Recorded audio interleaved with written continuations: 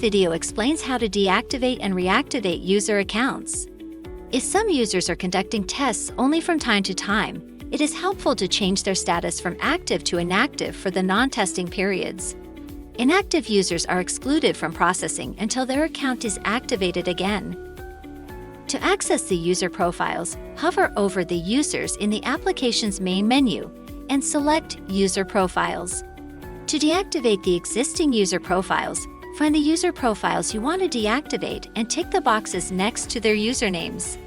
Click on the Set Status to, and from the drop-down menu, select Inactive. All the data related to deactivated user accounts will be invisible, for example, in reports. When you want to reactivate accounts, you first need to click the Filters button and then tick the box Show Inactive Users. Now the system will generate a new password for those users and send them via email.